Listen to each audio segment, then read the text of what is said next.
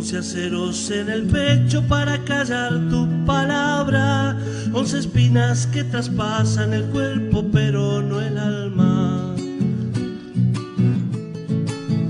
De mi primer encuentro con Yenta, en ese diciembre del año 55, tengo recuerdos muy vívidos. Yenta era una personalidad directamente cautivante, fascinante. En él todo armonizaba, la figura, la voz, el patos con que hablaba.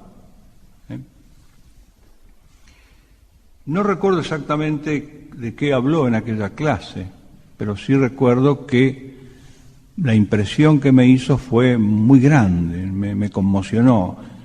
Yo dije, aquí está el camino para encontrar esa fe razonada, esa fe iluminada o ese intelecto iluminado por la fe, mejor dicho, y ese compromiso vital, ese amor por la patria, por la patria que es dolor sobre todas las cosas. Alguna vez escribí sobre este primer encuentro con Yenta. Y recuerdo que terminaba un pequeño artículo que gracias a Dios se ha perdido, porque era de la época previa a la computación. Terminaba con una frase de Rilke, cuando Rilke dice, refiriéndose a uno de los personajes de una de sus obras, dice, él era inmóvil. Estaba allí sentado, como en el centro del mundo, y nosotros girábamos alrededor, ¿no? Y un poco me pareció evocar eso, ¿no? Es decir, que Yenta estaba como ahí sentado, irradiando esa verdad de la que él era testigo, y nosotros un poco girando en torno de él, abrevándonos en las aguas limpias y puras, remontadas, elevadas, que nos daba a beber el maestro, esas aguas que él solía nombrar con su amado Valéry. En estas aguas nunca bebieron los rebaños. Esa agua apagaba nuestra sed juvenil. Y a partir de entonces comienza una larga relación con Yenta, intensa, que duró hasta el último día de su vida. Inicia entonces, a partir de ese encuentro, una etapa que yo llamaré de discipulado. Ese discipulado tiene 4 cosas para mí. La primera es una paternidad. Yenta me engendró en la sabiduría. Yo siempre digo que tengo 2 padres, padre carnal y Yenta. Yenta me engendró en el espíritu, porque todo verdadero maestro es padre, y él me engendró. El otro rasgo de ese discipulado es la sabiduría, el ejercicio cotidiano de la sabiduría. Es Yenta maestro. El otro rasgo, el tercer rasgo, es el testimonio. Porque en Yenta no solamente había testimonio de palabra, había también testimonio de vida, y Dios lo glorificó y lo colmó con el testimonio supremo, el testimonio de la sangre. De manera que Yenta era entonces el padre, era el maestro, era el testigo. Y finalmente el amor, porque en la casa de Yenta no solo encontré esa fe que busca el intelecto, no solo encontré ese amor a la patria y ese testimonio viviente, sino que encontré el amor conyugal, ese amor que hace que un varón y una mujer sean una sola carne.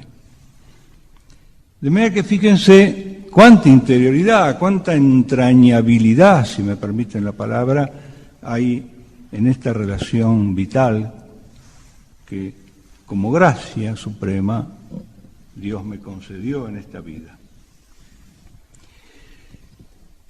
Y de todos estos rasgos que yo acabo de nombrar, hay dos en los que quisiera detenerme brevemente antes de dejar la palabra al maestro.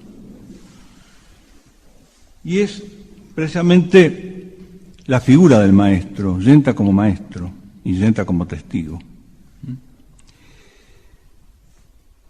Santo Tomás, en una de sus obras, Contra Retraentes, define lo que es un maestro. Maestro, obviamente, es alguien que enseña. Y Santo Tomás dice en esa obra que la enseñanza, más que un honor, es una carga, es una cruz. ¿Por qué? Dice Santo Tomás que la enseñanza es una carga. Porque la fuente de toda verdadera enseñanza es la contemplación.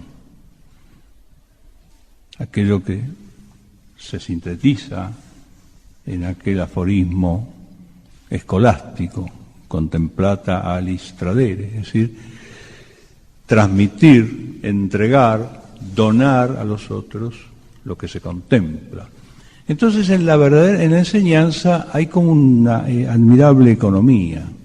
Hay una contemplación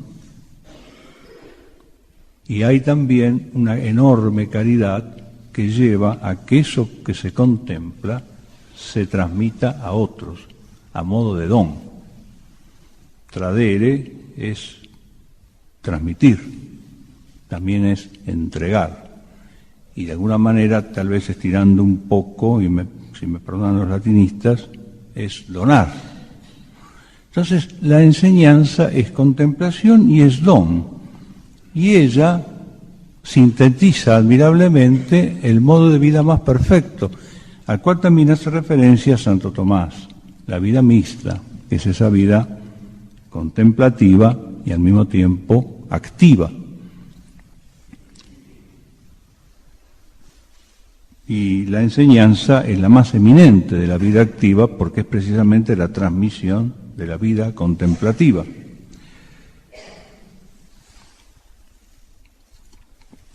Y este descender de la contemplación a la donación implica siempre una carga, porque implica de alguna manera siempre desasirse del gozo de la contemplación para donar. Por eso dice Santo Tomás que la verdadera enseñanza tiene más de carga, más de cruz, que de honor. Esto en Yenta se daba de una manera paradigmática. Yenta era un contemplativo. Él nos daba por la tarde el fruto de la contemplación de la mañana. Esas mañanas que él pasaba solo en su casa, en medio de sus libros, con su amado San Agustín, con su Fray Tomás, con los modernos, con los grandes poetas, con los santos. Él contemplaba, en la mañana contemplaba y a la tarde transmitía. Y cuando transmitía, había en la clase de él un ritmo que iba de la contemplación al descenso. Porque en Yenta había un rasgo que no se transmite en el texto escrito, que ha quedado en la memoria de quienes tuvimos la gracia de escucharlo. Él comenzaba siempre con el acontecimiento del día y enseguida se elevaba. Y él nos llevaba al verdadero rapto de la contemplación, a partir del acontecimiento del día. Nos iba llevando al rapto de la contemplación. Y una vez que alcanzaba esa cima de la contemplación, volvía a descender a la epilepsia del valle, ahora con la luz de la contemplación, volvía a descender al mismo acontecimiento que había iniciado ese ciclo. Y este ascenso y descenso imprimía a las clases del maestro un ritmo que nos cautivaba. Era una experiencia única, inolvidable, cada encuentro, cada clase con Yenta. Pero este magisterio tuvo, como dice Santo Tomás, esa carga de cruz. Y esa cruz tuvo un nombre concreto, que llamó Argentina. Ese hermoso nombre femenino, que es la cifra de todos nuestros desvelos humanos.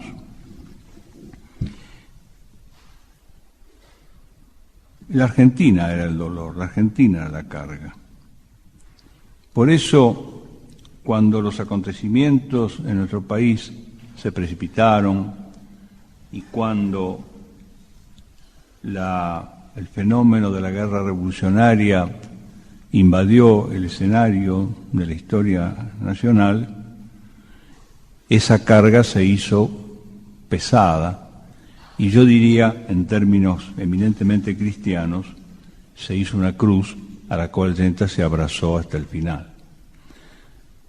Sacrificó mucho Yenta en esto. Sacrificó su metafísica, que nunca terminó de escribir.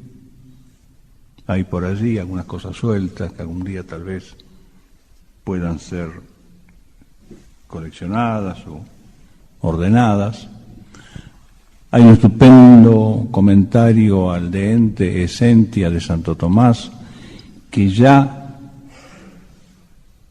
donde ya se advierte la superación del esencialismo tomista y comienza Yenta a descubrir el ese, el ser, como noción capitante de la metafísica tomista. Yo he hecho un pequeño cotejo con el texto de Gilson. No había ninguna posibilidad de que Yenta conociera el texto de Gilson por la época, y hay una magnífica coincidencia entre ese comentario al De Ente Essentia, que está inédito todavía, y el filósofo y el ser y los filósofos, que así se llama posteriormente, de Gilson. Todo eso lo sacrificó, todo eso lo dejó de lado. Eso que era su verdadera vocación, lo dejó de lado. Y se abocó a una enseñanza que tenía, por fin, que tenía como único objetivo preparar a aquellos que él soñaba tenían que ser los defensores de la República. Porque él, con Platón, con su amado Platón, sostenía que los guerreros son la clase más estimable de la ciudad, porque a ellos les está confiada la defensa de la ciudad. De manera que ahí entonces se dieron esas dos notas, el magisterio y el testimonio. Porque Yenta fue maestro y al mismo tiempo fue testigo.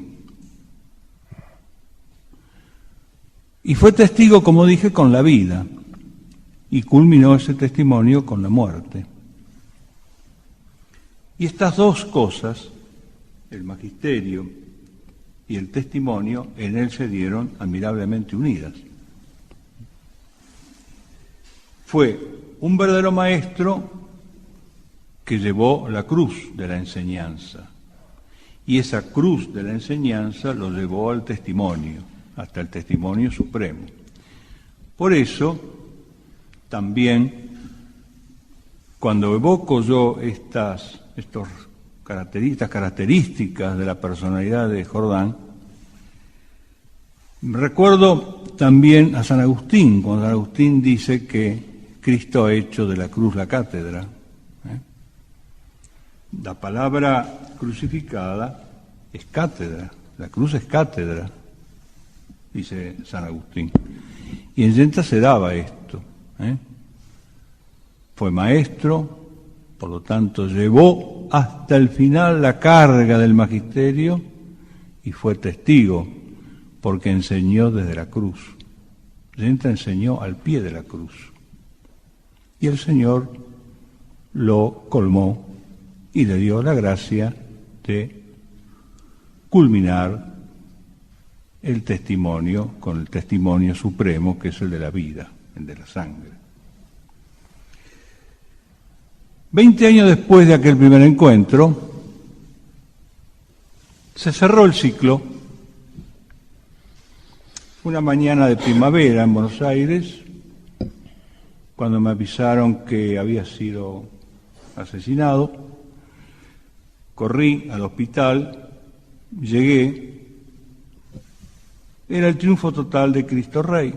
Ahí estaba Jordán tirado en la camilla del hospital. Con mi hábito médico tomé el pulso y pude palpar sus últimos latidos. Y ahí se cerró el ciclo. Ahí se cerró el encuentro. Y a partir de entonces, es como que esta historia interior mía, pobre historia interior mía, vive en un presente. Yo vivo a partir de esa mañana en un permanente presente. No me puedo imaginar en otra situación. Y es un presente donde ocupan lugar central precisamente estos amores esenciales. El amor a la sabiduría, el amor a la patria, el amor a la familia, el amor a la esposa, hoy colmado con los hijos, con los nietos. Y vivo en este presente y no puedo salir de él. Y en este presente no puedo otra cosa que decir: deo gracias, deo gracias, deo gracias. Lo dejo con el maestro.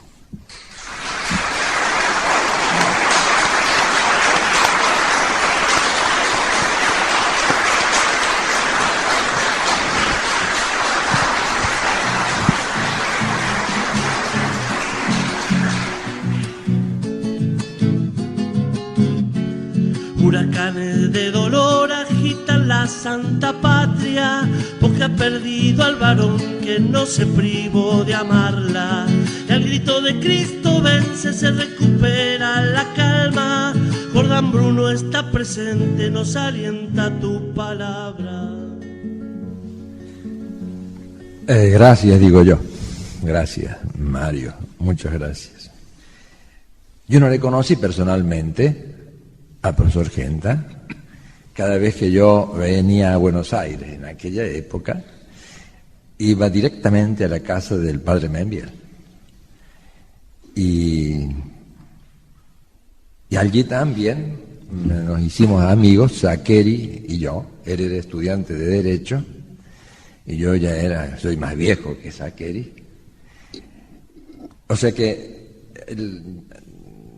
yo puedo leer como hacía entonces, porque cada vez que publicaba un libro el profesor Genta, yo lo compraba. De modo que mis exposiciones sobre su pensamiento tienen justamente esta larga frecuentación de otros años, ¿no? Pero yo quisiera hacer notar, así comenzamos a exponerlo, algo así como el meollo de su pensamiento no concluido, porque, como ha dicho Mario Caponeto ahora con toda exactitud, la obra estrictamente filosófica quedó iniciada y no concluida. Pero lo que me interesa hacer notar, algo ya he dicho eso en la historia de la filosofía, es estos momentos previos a la conversión de Genta. Estoy hablando ahora del año 34 en adelante. Me ahorro algunas anécdotas que yo las he recogido precisamente de sus hijos, o sea, de ustedes, ¿no? Pero hay un hecho que me llamó mucho la atención y que viene a ratificar una tesis acerca de la relación entre la naturaleza y lo sobrenatural, entre la razón y la fe. Y es que en su retiro serrano en Córdoba, estaba previo, inmediatamente antes de su conversión, se dedicó a la meditación de Platón y Aristóteles. Después leyó también Maritain, Marechal, San Agustín, Santo Tomás, los padres, pero lo que me interesa ahora destacar es esta familiaridad profunda que tomó con los clásicos. Y yo voy a ir adelantando cuál es la intención mía en esto, no hay ninguna sorpresa. La filosofía clásica le fue descubriendo a él el valor de una filosofía realista que justamente, como después él lo verá en Santo Tomás, no es otra cosa que la expresión científica del sentido común. Es decir, que aquí aparece una especie de modelo al cual yo quisiera ahora referirme, adhiriéndome, como hacía él, al estudio de los diálogos de Platón. He traído aquí algunos de los diálogos de Platón y hay una obra de Platón que él la cita menos y que sin embargo me parece que está en el trasfondo de aquellas lecturas, que es la apología de Sócrates. Porque la figura de Sócrates aparece aquí como la del maestro, que como él mismo lo decía, y ustedes lo recordarán porque es muy conocido esto, él decía que tenía una profesión semejante a la de su madre, que era partera. La diferencia estaba en que él engendraba hombres. Él era padre, como bien lo ha dicho el doctor Caponetto hace un momento, él engendraba gente que aprendía a aprender, a pensar.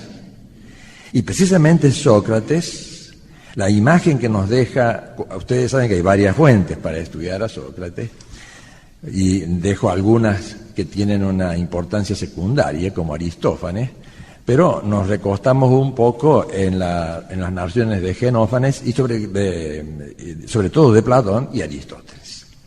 Ahora bien, precisamente esta figura del maestro, que decía Sócrates que él no enseñaba nada.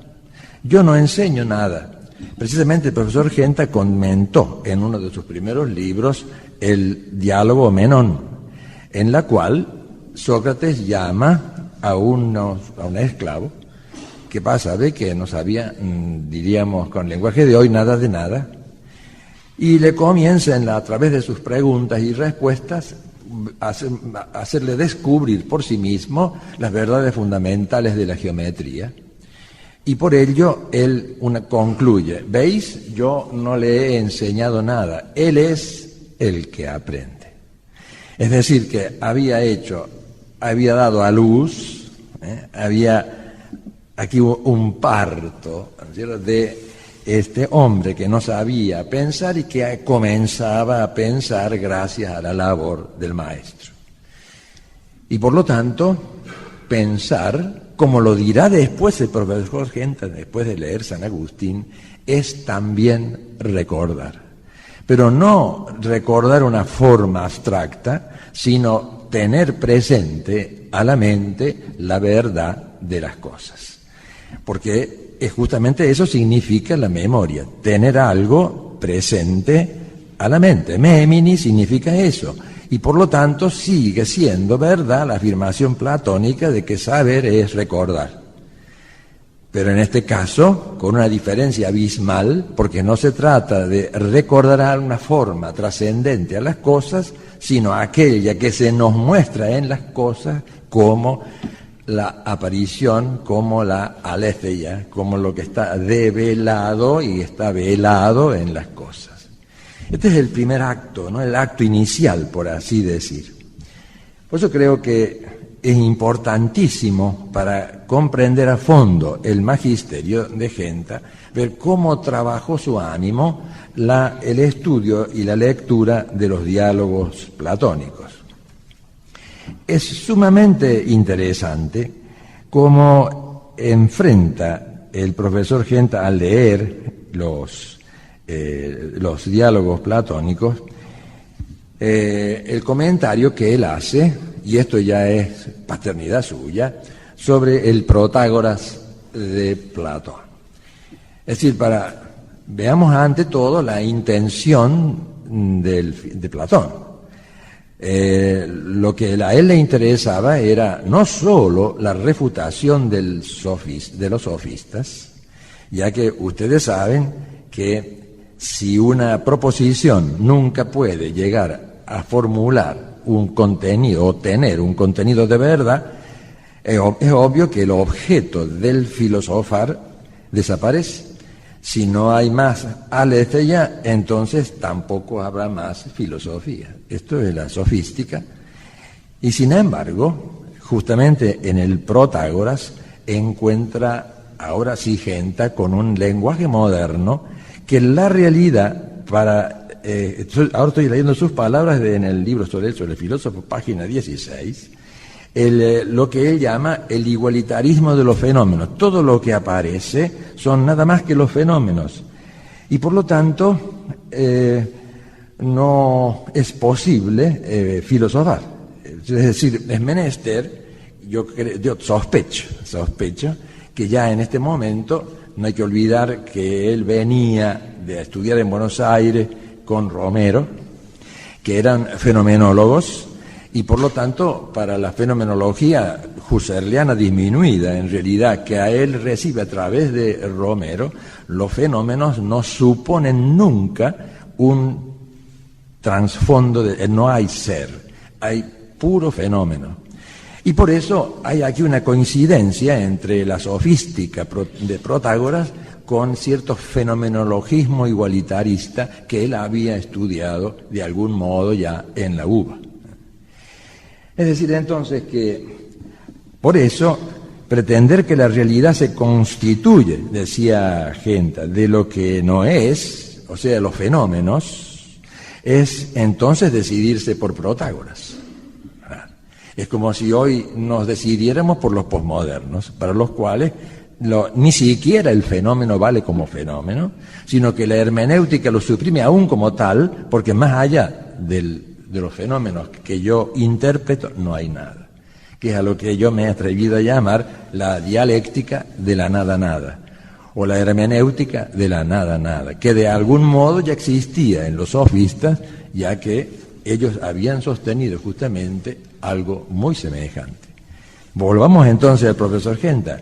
Hemos de volvernos entonces, hemos de romper este cerco del fenómeno a la pura esencia, es decir, hay que aceptar que existe una sustancia de lo que es, dice él, el mayor de los bienes, y que pone el fundamento de todo posible orden político.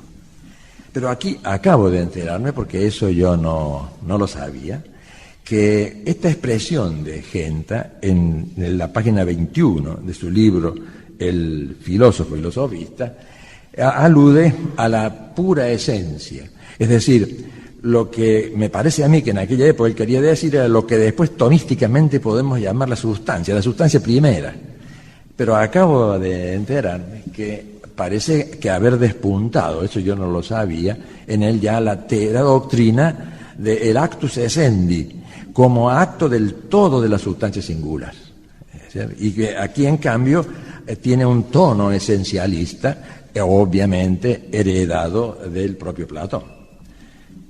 Por lo tanto, en esta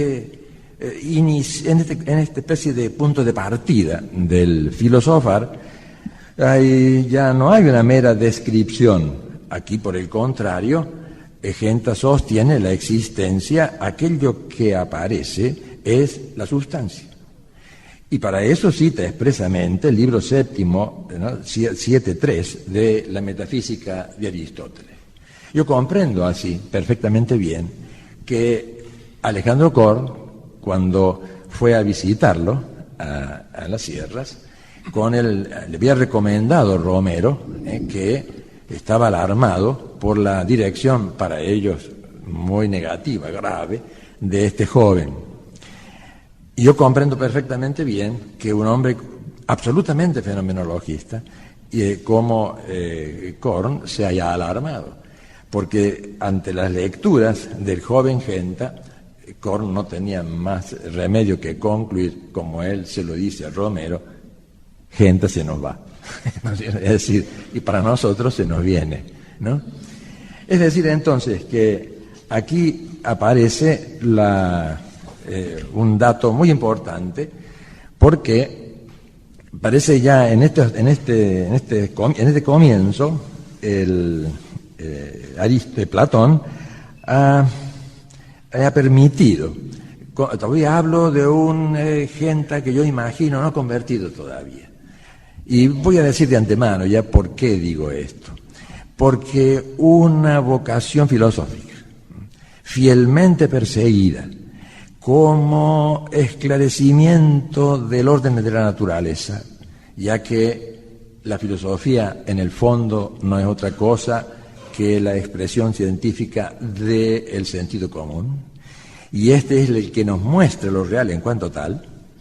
Esto no solamente permite edificar una filosofía realista, sino que además es apertura, ahora empleo a propósito un lenguaje teológico, es una apertura obediencial, es una predisposición, una apertura a la posibilidad de la recepción de la gracia o de la revelación si Dios quiere, ya que esto es un acto gratuito.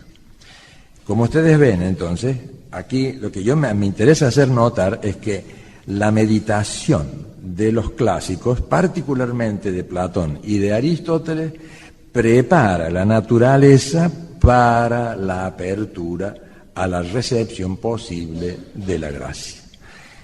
Y no solamente eso así, sino que está esto en el fondo del acuerdo y de la armonía entre la razón fiel a la realidad y la gracia que la transfigura y la lleva a un plano infinitamente más profundo. Es decir, entonces, que por eso en algunos de mis libros yo he sostenido que la recepción de la revelación, que aunque sea infinitamente gratuita, sin embargo, no solamente no destruye la naturaleza, sino que la salva como naturaleza. Este acto al que yo le he llamado, tomándolo de los evangelios, a la expresión, la transfiguración del dato originario. Y así es como nació y progresó la filosofía cristiana y progresó como filosofía. Es decir, la filosofía cristiana, por lo tanto, no es una dependencia servil, como creen los inmanentistas respecto del dato de la fe. No, es al revés. Es la revelación la que ha permitido el progreso de la filosofía como saber natural, en tanto que es filosofía. Así que no tenemos que adoptar una actitud temerosa cuando nos dicen, eso es teometafísica, los discípulos de Heidegger nos dicen eso. No. Es al revés, es decir, la única filosofía absolutamente fiel a sí misma hasta el fin es cuando ha sido transfigurada por la fe, que es la filosofía cristiana. Esto está implícito ya en las primeras reflexiones de las dos primeras obras propiamente platónicas, ¿no? El filósofo y los sofistas y la idea y las ideologías. Imaginen ustedes a un joven como Eutidemo, según narra Genofonte, y que se creía sabio, y cuando, les ahorro todos los detalles, cuando va a interrogarlo a Sócrates, mejor dicho, Sócrates ha escuchado esto y se hace el tonto, ¿no? Se hace el tonto. Cosa que le costaba mucho a él porque era muy vivo, ¿no? Pero se hace el tonto, así que no escucha. Y así se entera que este hombre lo que quiere es ser sabio. Y con Sin entrar en los detalles, solamente las preguntas de Sócrates lo llevan, ya que él no tiene respuestas, a este joven pedante que creía saberlo todo y quería ser el más sabio de los atenienses, lo lleva a reconocer que se rinde ante el interrogatorio de Sócrates, y entonces Sócrates le hace esta pregunta: ¿has ido al oráculo de Delfos? No. Entonces ve. Y allí aprende y practica lo que allí está escrito: conócete a ti mismo. Aunque esto no está dicho en el comentario de Genta al Alcibíades, sin embargo, está en el fondo. ¿Por qué? Porque este conócete a ti mismo, que además Platón repite no solamente en el Alcibíades, sino en otros diálogos, equivale, dice ahora Genta, a conocer la esencia del alma. El alma, dice repitiendo el Alcibíades, es el hombre mismo, es el hombre interior. Y por eso no nos debe sorprender que el joven Genta se volcara a la lectura ansiosa, profunda de San Agustín y luego de Santo Tomás. Tengo aquí delante justamente el texto en la que hay un influjo que yo llamaría correctivo de Santo Tomás en la Summa Theologica 1.76, el artículo primero, donde se rescata esta idea de el hombre interior. Es decir, la interioridad, que no debe confundirse con la subjetividad inmanentista, es el lugar va entre comillas, donde lo real se hace presente a la mente. Memoria del ser. Y yo agregaría algo más. Y como el ser en cuanto querido es el bien, por eso es también la volición originaria, el amor primero. Así que el ser no solamente existe para ser conocido en el acto primero de la vida interior, sino que también para ser amado. Aunque esto agrega una formalidad posterior, sin embargo, cuando nosotros amamos se supone siempre este acto de amor originario, que es también el acto de la libertad originaria. Eso está dicho en las Confesiones de San Agustín, en el libro 10, que expresamente cita en su obra el profesor Genta, ¿no? Es decir, aquí está la semilla también de la filosofía política. Es decir, la vocación, diríamos así, en el más alto sentido, política de Genta, está desde el principio, está presente, está en acto. ¿Por qué? Olvidémonos de la politiquería sencilla, ¿no es cierto? Aquí estamos hablando de la política como la ciencia arquitectónica, de las ciencias prácticas. Es decir, ¿por qué? Porque un filosofar que comienza descubriendo el valor de la interioridad donde la verdad del ser se muestra, y yo lo he dicho a propósito, y que es además el objeto del amor originario, esto supone que todo ordenamiento de la vida social tendrá que ser necesariamente metafísico y tendrá que ser necesariamente moral. Por eso cuando el último Genta, diríamos Genta Maduro, dice que la política supone la metafísica, está diciendo todo esto, de modo tal que para conocer bien el pensamiento de Genta hay que leer a fondo estos dos primeros libros. Por lo tanto, si lo que he dicho es verdad, ya aprendemos algo desde el principio, que después aparecen los libros, diríamos, de combate del profesor Genta, y es que entonces, si hay un ordenamiento práctico en la sociedad, el filósofo ve con claridad que ese ordenamiento, si no es metafísico, no existe, y si no es jerárquico, menos todavía. Por tanto, se explica, como se lee en estos libros juveniles, esta especie de rechazo visceral que tenía en el Genta joven, lo que yo llamaría la frivolidad cotidiana, y al mismo tiempo la exaltación de su opuesto, que es el prototipo. Nosotros llamamos así, ¿no es cierto?, esta especie de protomodelo, por así decir, que en Platón aparece de alguna manera en la figura de Sócrates. Recuerden ustedes que en el diálogo del banquete, el maestro es el único que mantiene la lucidez, es el único que no se ha emborrachado, ¿no? Y después del hermoso, que vamos a volver, discurso de Diotima, cuando ha pasado ya la noche, es el único que sale lúcido, ¿no?, de esta reunión. Él es el prototipo del maestro.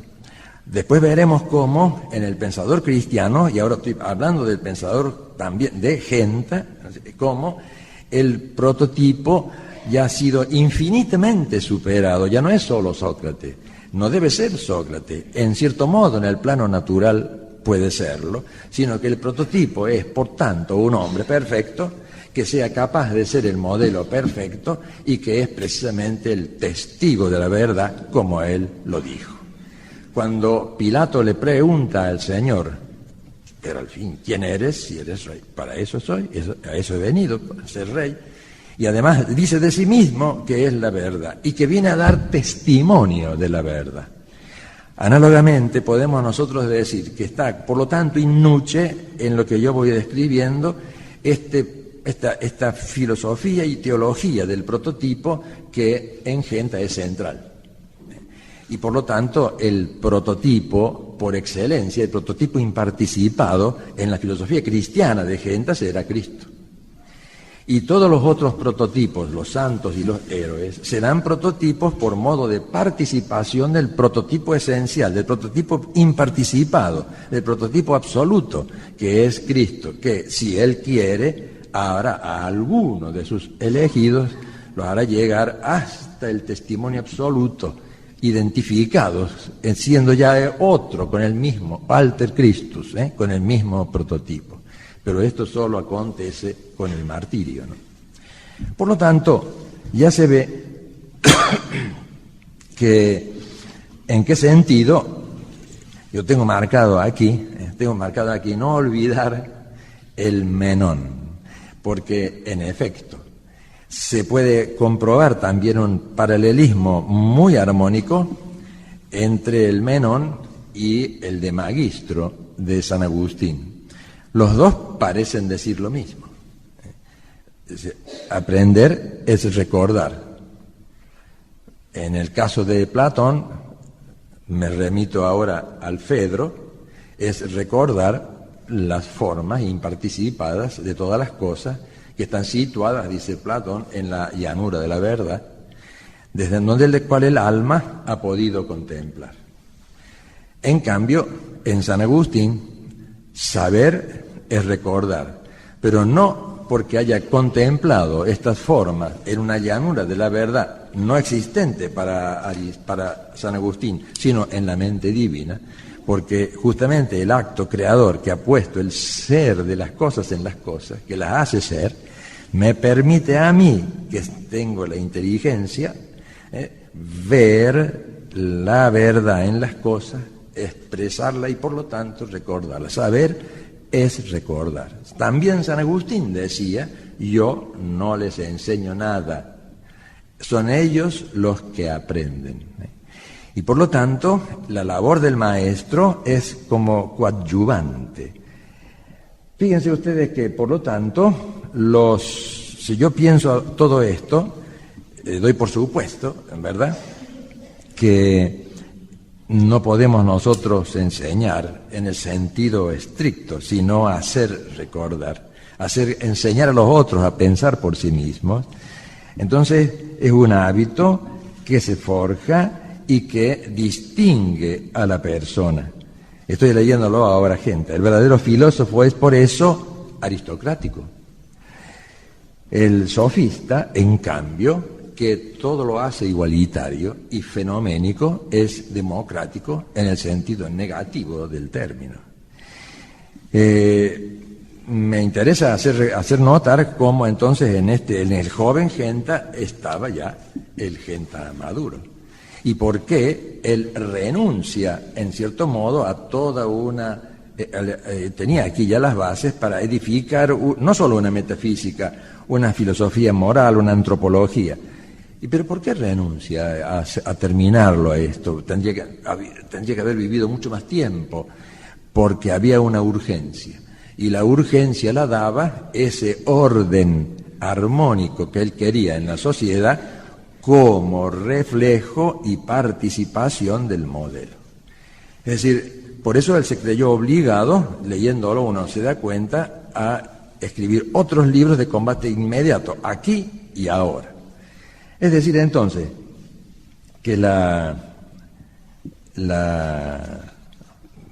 filosofía, ¿verdad?, si ustedes me permiten decirlo así, es decir, podemos hablar de filosofía en Genta. Yo diría que mejor sería hablar de filosofar. No solo porque la filosofía dice referencia o se predica de algo, de una esencia abstracta, sino que aquí quiero hacer referencia a un acto concreto. Por eso, filosofar es siempre tomar una decisión concreta y, por lo tanto, un compromiso inmediato y total con la verdad. Así que, en cierto modo, por eso también todo auténtico filosofar es siempre no solo compromiso, sino en cierto modo original, porque nace con uno, es origo, De ahí viene la expresión original, porque nace con uno, aunque yo diga lo mismo. Y lo mismo es la verdad. De manera que la verdaderamente original no es la novedad en el sentido vulgar del término, sino en cierto modo decir lo mismo, que es la verdad que ilumina a la inteligencia. Y por eso todo auténtico filosofar es siempre original. Y no solamente es siempre original, sino que es siempre compromiso existencial. No es concebible un filosofar auténtico sin este compromiso existencial concreto. Por eso, si yo leo un libro de Genta contra la guerra revolucionaria, yo tengo que comprender que este es el compromiso concreto de lo que él había contemplado y que lo comprometía totalmente. Algunos de ustedes podrían decirme, pero eso es muy difícil. Vaya que sí, por supuesto. Es siempre muy difícil este tránsito permanente de la contemplación a la acción. Por lo tanto, ahora sí, se ve, cuando volviendo a los libros, no quiero ser muy largo, sino lo esencial, volviendo a los dos primeros libros de Genta, él nos lleva como de la mano a través de la lectura del Fedón, del Parménides, del Teetetos y del Sofista. Observen ustedes, dejo de lado por ahora el Fedón, que amo tanto, ese diálogo, que me ha hecho a mí tanto bien. Cuando yo era muy joven, hice una lectura y un comentario del Sofista también. Yo he dicho por ahí que felizmente ese trabajo se perdió, porque era espantosamente malo, y sobre todo porque era absolutamente inmaduro, pero me hizo muchísimo bien porque me deslumbró. En las obras de Genta se ve esta especie de proceso también. Dejo por ahora el Parménides, sobre todo porque el Parménides, como ustedes saben, los que se estudian alguna de estas cosas, está constituido por aporías e hipótesis opuestas, en la cual, según algunos expositores, no pudo salir ni el mismo Platón. Sin embargo, hay un elemento importantísimo en el Parménides de Platón. Esta aparente oposición no conciliable de la unidad, ya que todas las cosas son, y de la multiplicidad, ya que todas las cosas son. Platón no pudo salir de esto, lo digo de modo simple, porque él nunca no pudo saber que las cosas habían de algún modo comenzado a ser. No, ex nihilo nihil, como decían los griegos, de la nada nada. En cambio, el profesor Genta sabe que justamente de la nada se han hecho todas las cosas por el acto creador, porque lo que yo he descubierto en las cosas, el ser finito, que se muestra en las cosas, y por su propia contingencia pide una causa, y esta causa no puede producir sino el su efecto no puede ser sino el ser mismo del efecto, o sea, la creación. Y esto Platón no lo sabía, y por eso no podía conciliar la unidad y la multiplicidad. Yo recuerdo con una sonrisa afectuosa que en el libro Platone de Sciacca, él, que era tan agudo, hizo un estudio minuciosísimo del Parménides y llegó a esta conclusión. No, esto no lo entendió ni Platón, dice. Pero yo sí, ¿no es cierto? Sí, ¿por qué? Porque tanto Genta como Sciacca ahora son tributarios del don, de saber que todas las cosas han tenido un comienzo absoluto. Y eso permite ver por qué lee con tanta lucidez el Fedro y el Fedón. ¿Por qué? Porque como una de la preocupación casi esencial de Platón en el Fedón, donde narra la muerte de Sócrates, en las páginas más inmortales que se han escrito en la literatura clásica, la preocupación fundamental es la inmortalidad del alma, ¿no? La inmortalidad, que en Platón es muy problemática, pero que sin embargo en el lector, comentador, aquí ya no lo es tanto, porque cuando gente lee el Fedón, percibe inmediatamente que siendo el alma el sujeto que conoce la verdad, y siendo la verdad esta que Platón había contemplado, dice el alma había contemplado en la llanura de la verdad, sin embargo es inmortal, es eterna la verdad. Y por eso ahora el que habla no es solamente Genta, sino San Agustín, y por eso, como dice San Agustín en De Immortalitate Anime, el alma es el sujeto inevitable, ya lo acabamos de decir, de la verdad, o sea, de lo que aparece. Pero en tal caso, si participa de la naturaleza de la verdad, cuando morimos, la mente sigue siendo, y la conciencia no muere, porque su acto primero es justamente la posesión de la verdad que es eterna, y el alma participa de la eternidad de la verdad. Sobre esta base edificó San Agustín sus pruebas de la inmortalidad del alma. Y esto se ve perfectamente bien en el comentario que hace Genta. Y lo mismo se puede decir de la lectura que él hace, voy a apurarme un poquito para no fatigarlos mucho, del conocimiento. Hay aquí en Genta un estudio de un diálogo de Platón muy difícil. Ahora lo digo como profesor universitario que ha estado con estas cosas, ¿no? El Teetetos es un diálogo difícil porque trata trabajosamente del problema del conocimiento, pero en el cual el conocimiento no puede existir sin esta mostración primera del ser. Cuando yo sé, si lo traduzco en lenguaje actual, al lenguaje de Platón, no solo de los fenómenos, de lo que tengo episteme o ciencia, sino que además el verdadero saber, y aquí es donde engrana nuevamente la reflexión de Genta, que él dice, aquí es el saber, es mucho más que la mera episteme o ciencia, sino que es la capacidad de definir, dice Genta. Pero la capacidad de definir supone precisamente la verdad trascendente incluso a la definición misma. Es decir, que es muy interesante hacer notar que ya en aquel libro, como Genta hace notar que hoy, dice, nuestra mentalidad, dominada por la idea del progreso o del dinamismo sin ser, diríamos así, el concepto reaparece, como dice Genta aquí, ¿no? Queda nuestra mentalidad, me perdí un momento, dominada por la idea del progreso, queda anclada, dice, en el ámbito de lo sensible y de lo útil, como Protágoras, ¿ve? Que pretende lo que no es sea la verdad de las cosas.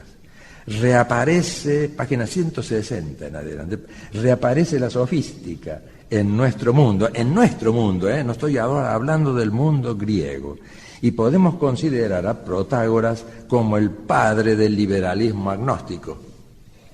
Yo creo que esto es no solamente verdadero, sino dolorosamente actual, puesto que, como ha dicho Benedicto XVI, cuando todavía era cardenal, en las últimas horas en que era cardenal, en el sermón que pronunció, como ustedes lo recordarán muy bien, antes de entrar al cónclave, nos habló de la dictadura del relativismo. Esto que es profundamente contradictorio, como lo ve el gente joven leyendo a Platón, y como lo veía también San Agustín criticando a los académicos que eran los relativistas de aquella época. Esta tiranía del relativismo absoluto, que como ustedes ven es una contradicción casi cómica, porque a eso ha llegado nuestro mundo, un relativismo que se concibe como absoluto, diría San Agustín discutiendo con los académicos, es contradictorio, porque al menos siempre habrá un absoluto, que es el relativismo. Luego el relativismo es falso y hay una verdad objetiva, trascendente al pensamiento que lo piensa. Por lo tanto, y con eso voy terminando, la parte más difícil de los libros, de estos dos libros de Genta, pero la más profunda, que coincide con el diálogo más difícil y más profundo de Platón. Me lo estaba por traer al diálogo y al último momento lo dejé, porque digo, ¿para qué voy a torturar a la gente con este diálogo? Pero, sin embargo, el diálogo, el sofista, es justamente el objeto que él tiene, es el ser. Voy a hacer simplemente ahora una referencia al texto mismo de Platón, haciéndolo un poco familiar. Vamos a imaginar, no es mío esto, es de Platón. Vamos a imaginar que en un espejo de agua yo me asomo y por lo tanto veo reflejado en el agua mi imagen. Entonces, si yo veo reflejada mi imagen en el agua, sé, atención a esto, sé que eso no soy yo, es solo un reflejo, yo soy. Pero así todas las cosas, es decir que aquí aparece un problema que yo no veo la solución. Hablamos ahora como Platón. Y es que el no ser, de alguna manera, es. Pero ¿cómo puedo decir esto que parece contradictorio? Dice usted, el no ser de algún modo es. Con el ejemplo que he puesto, hay una imagen, hay un reflejo. También tengo aquí los pasajes del libro sexto de la República, en donde se dice en el fondo lo mismo, cuando se habla de los hombres arrojados en la caverna, ¿no?, platónica. Pasan su vida mirando cosas que en el fondo no son nada más que reflejos. Es decir, quiere decir que el no ser en cierto modo es. ¿Cómo salir de esto? Ahondemos un poco más la cosa. No olviden ustedes que Genta está leyendo Aristóteles. Y Aristóteles, con una genialidad incomparable, avanzó sobre este tema, pero tampoco encontró la solución. Observemos bien que si yo tengo aquí un niño que tiene 10 años, dentro de 3 años yo puedo hacer una marca en la pared y luego otra cuando ha crecido. Y puedo decir que antes tenía esta estatura y ahora esta otra. En cierto modo, todavía no es un hombre adulto, en cierto modo no es. Eso es lo que quería decir Aristóteles. Pero en cierto modo sí es. Pero Aristóteles dijo, no, mi maestro aquí se quedó corto. ¿Por qué? Porque no es que en cierto modo no sea, sino que él ha descubierto la potencia. Es decir, el ser como tal, yo puedo verlo ya sea como potencia cuando es todavía mera posibilidad de ser, o cuando sea adulto, cuando tiene la totalidad de su propio acto de ser. Entonces aquí está como implícita en el diálogo el sofista la futura solución aristotélica con la doctrina del acto y la potencia. Pero Genta fue más lejos. ¿Por qué? Porque era cristiano. ¿Y por qué? Porque si el acto está, en el caso de Aristóteles, ¿no?, está limitado por la potencia, quiere decir que entonces yo podría pensar, pero Aristóteles no lo hizo, podría pensar, y pensaría rectamente, que la identidad del acto, ¿no?, la totalidad del acto, en su total perfección, el acto puro, supone que todas las cosas han sido creadas ex nihilo, de la nada. Pero esta conclusión no la sacó Aristóteles. Es decir, él tuvo los elementos suficientes para esta solución y, sin embargo, como tenía de arrastre el mito del eterno retorno, de la eternidad de la materia, etc., no pudo romper con ello, pero sí pudieron aquellos que al recibir de la tradición cristiana el dato, la noción de la creación ex nihilo, percibieron, ahora sí, que cuando la perplejidad en que cae Platón, en realidad es porque carecían de la idea de creación. Ahora sí yo puedo decir que la totalidad del acto de ser de la sustancia es precisamente el acto de ser, y precisamente el acto de ser es creado. Y por lo tanto, ahora repito, la cuestión 44, artículo 2 de Santo Tomás, cuando dice que todo lo que es, todo ente que es por modo de participación, es por lo tanto causado.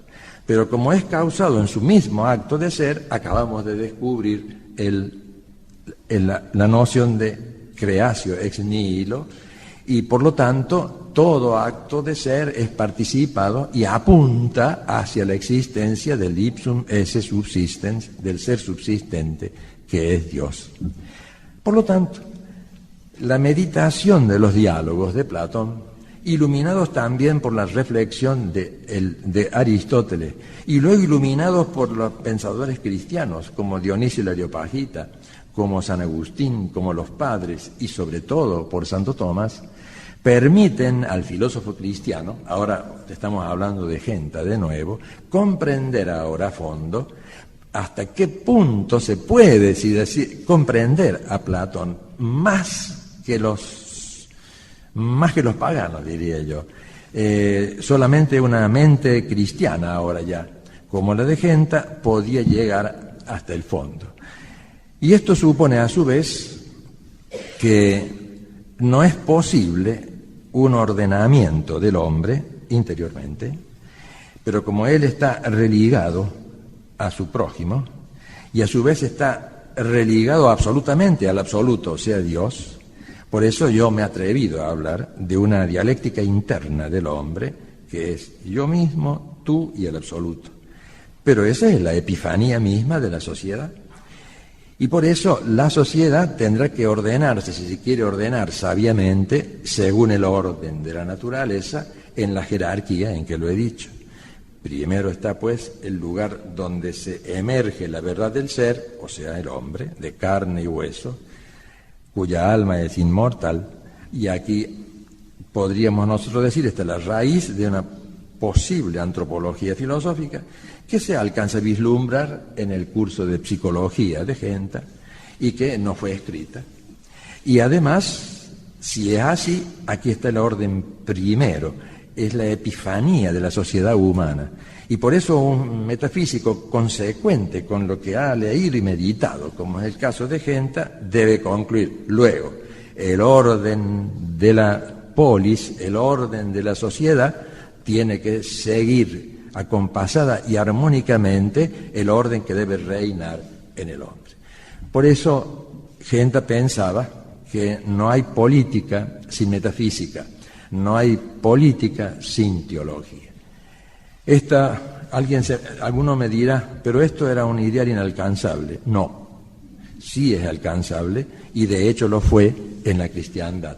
Como decía León XIII, La cristiandad es hay cristiandad cuando la sociedad está impregnada por el espíritu del Evangelio. León XIII no confundía la plenitud del reino de Dios con la cristiandad que está formada por pecadores como nosotros. Y por lo tanto es suficiente para que haya cristiandad la impregnación de todas las estructuras sociales con el espíritu del Evangelio. Y eso es precisamente por el abandono de la metafísica y luego de la teología lo que ha entrado en disolución en nuestro tiempo. Por eso yo creo, y en eso creo que coincidimos de modo hondísimo con Mario Caponetto, que habló al principio mucho mejor, en que el verdadero filósofo cristiano, y esos son pocos, están siempre dispuestos al testimonio. Y el testigo por excelencia, que es Cristo, el testigo, como le dice el Apocalipsis, no nos ha prometido a nosotros victorias resonantes. Lo que sí nos pide que hagamos como hizo él, es decir, el testimonio. Así que de un solo católico en el mundo, ese está obligado a dar el testimonio. Y algunos tendrán, como San Ignacio de Antioquía, por ejemplo, que he vuelto y vuelto y vuelto a leer sus cartas cuando iba a ser martirizado. Lo llevaban en un carromato desde Antioquía a Roma, y él escribía a sus ovejas, y él era obispo, le escribía a sus ovejas, y en una de sus cartas les dice que él quiere ser como harina sea triturada por la boca de los tigres para formar para constituirse en el buen pan de Dios. Fíjense el sentido que tiene esto, No solo él se refiere, es un texto eucarístico, o como dice en la última de sus cartas, y así has de ser, le dice a otro obispo, como el yunque golpeado por el martillo. Esta firmeza total, ¿no es cierto? Y por eso San Ignacio tuvo y le ruega a sus fieles que no rueguen que no lo maten, porque vosotros, si lográis el objetivo de vuestras oraciones, frustrarán mi martirio. Así que por favor, silencio, no pidan a Dios que no me mande el martirio, porque eso es lo que yo quiero, ¿no? Bueno, análogamente, aquí tenemos un caso en el cual, como él mismo se lo anticipó a Saccheri, los dos,